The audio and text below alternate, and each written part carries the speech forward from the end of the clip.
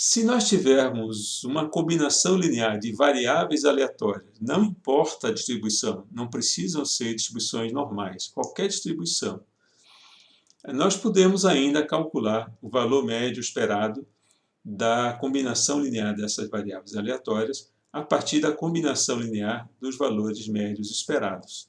Portanto, essa propriedade que nós vimos, junto com a propriedade reprodutiva da distribuição normal, também é verdadeira para qualquer outra que seja a distribuição da variável aleatória contínua. O que não dá para garantir é qual vai ser a distribuição resultante. Pode ser qualquer coisa intermediária.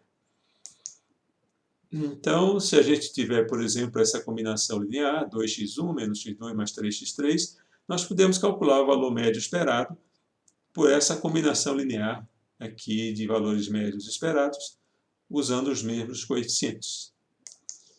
Se nós tivermos também uma combinação linear de variáveis aleatórias com qualquer que seja a distribuição, se elas forem independentes, nós podemos calcular a variância da combinação linear a partir dessa expressão, né? O coeficiente numérico elevado ao quadrado, vezes a variância da primeira, da segunda e assim por diante, que é a mesma expressão que a gente viu para a distribuição, para a propriedade reprodutiva da distribuição normal. Aqui, ela também vale, não importe qual é o tipo de distribuição. Aqui, exemplos, né, para essa distribuição aqui, parece sempre o coeficiente numérico elevado ao quadrado, e a gente consegue calcular, como também da média, da soma, a gente consegue calcular, da diferença a gente também consegue calcular, certo? Usando essa mesma relação. Se nós tivermos agora uma variável aleatória multiplicada por uma constante numérica, a qual a gente soma uma outra constante numérica, nós podemos verificar que o valor médio esperado dessa conta pode ser calculado a partir do coeficiente numérico multiplicado pelo valor esperado da variável x mais o b. Ou escrito de uma outra forma, a média de ax mais b é a vezes a média de x mais b. Se nós computarmos a variância, nós verificamos que o valor de b não afeta o valor da variância dessa conta aqui, ax mais b, porque o valor b apenas soma um valor constante em todos os valores dessa conta que está aqui, de tal forma que não há nenhuma alteração no espalhamento, há apenas um deslocamento do valor médio. Então, isso não afeta a variância, certo? Então, a constante aditiva afeta o valor médio, mas não afeta a variância. Essa é a conclusão desse slide aqui. Uma pergunta agora embaraçosa. Sejam x1 e x2 duas variáveis aleatórias independentes e cada uma delas com a mesma variância sigma ao quadrado. A variância da soma, a gente já viu, é a variância da primeira mais a variância da segunda. Sigma ao quadrado mais sigma ao quadrado dá 2 sigmas ao quadrado. Ok, até aí tudo bem. E vamos agora definir uma variável x3, também uma variável aleatória, também com variância sigma ao quadrado. E vamos calcular. A variância de 2 vezes x3 é, segundo aquela regra, 2 elevado ao quadrado vezes a variância de x3, 2 ao quadrado vezes sigma ao quadrado, que resulta em 4 vezes sigma ao quadrado. Parece estranho, né? Estou somando duas variáveis aleatórias que têm a mesma variância e estou obtendo aqui 2 sigma ao quadrado. E aqui é 2 vezes uma variável aleatória que tem a mesma variância e estou obtendo 4 sigma ao quadrado. Parece um pouco estranho, mas existe uma palavrinha mágica aqui. Aqui em cima eu tenho duas variáveis aleatórias independentes. Aqui eu tenho 2 vezes a mesma variável aleatória.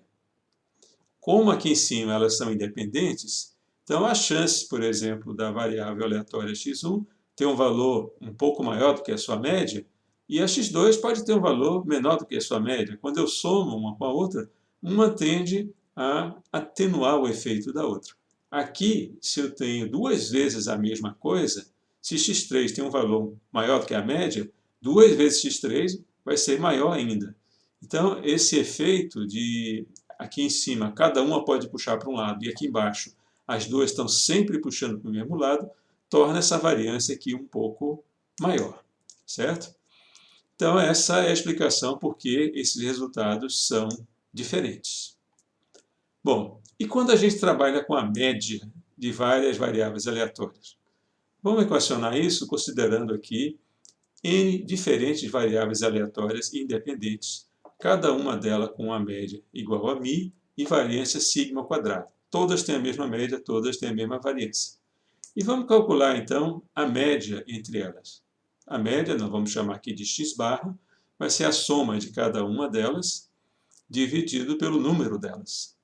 Isso aqui eu posso reescrever dessa forma, 1 sobre n, que multiplica a primeira variável aleatória, mais 1 sobre n, que multiplica a segunda, e assim até a última. Então isso aqui passa a ser uma combinação linear, onde o coeficiente numérico é 1 sobre n para todas as variáveis envolvidas. A gente já sabe como lidar com isso. O valor médio dessa conta, o valor médio de x barra, a gente desenvolvendo aqui, chega a 1 sobre n, que multiplica cada um dos valores médios. Quando a gente soma todos os n, vai ficar n sobre n, vezes μ, que simplificando resulta no próprio valor de μ. Portanto, o valor médio esperado para a média vai ser igual ao valor médio esperado para cada uma dessas variáveis. Então, não houve alteração. Com relação à variância, a coisa é um pouco diferente. Então, a variância de x barra vai ser igual a 1 sobre n ao quadrado, lembra do quadrado, vezes a variância do x1, mesma coisa x2, assim até o último xn. A gente pode escrever dessa forma. E quando a gente soma esses n termos, o resultado vai ser n dividido por n ao quadrado, que multiplica a variância de x. Que quando a gente simplifica, veja que houve alteração. A variância de x barra é a variância de x dividido por n. Então, a média atenua a variabilidade dos dados. Em síntese, então, o valor médio de x barra é igual ao valor médio de x. A variância de x barra é 1 sobre n vezes a variância de x. E se a gente tira a raiz quadrada, o desvio padrão de x barra é o desvio padrão de x dividido pela raiz quadrada do número de dados usados para calcular a média, que é n. Então, a média tende a atenuar a variabilidade da variável aleatória. O valor médio atenua. E vai atenuar tanto mais, quanto maior for o valor do n. Se nós tivermos um conjunto de variáveis aleatórias independentes, cada uma com a sua variância, nós conseguimos calcular a variância de uma função dessas variáveis aleatórias por essa expressão que está aqui. A variância de uma função matemática vai ser calculada pelo somatório desses termos. Isso aqui é a derivada parcial desta função em relação à primeira variável aleatória vezes a variância da primeira variável aleatória. Mesma coisa para a segunda, mesma coisa para a terceira e até a última delas. Então, fazendo essa conta, a gente tem condições de calcular a variância para uma função de variáveis aleatórias. Não apenas soma ou subtração, mas qualquer outra expressão que a gente consiga derivar, qualquer expressão derivável. E aqui a gente dá um exemplo. A variância da razão entre x1 e x2. Então, nós vamos pegar e derivar essa razão entre x1 e x2. A derivada em relação a x1 é 1 sobre x2 ao quadrado. O quadrado vem daqui, né? 1 sobre x2, a gente eleva ao quadrado, vezes a variância de x1. E a derivada dessa expressão aqui em relação a x2 vai dar menos x1 sobre x2 ao quadrado. Isso aqui é elevado ao quadrado, vezes a variância do x2. Quando a gente, então, reescreve essa expressão aqui, aí tem uma simplificação, um rearranjo aqui, a gente chega nesse formato que está aqui. Então, o desvio padrão da razão dividido pela razão, que seria o desvio padrão relativo, quando a gente leva ao quadrado é a variância relativa, pode ser calculado pela soma das variâncias relativas do primeiro termo, x1, e do segundo termo, x2.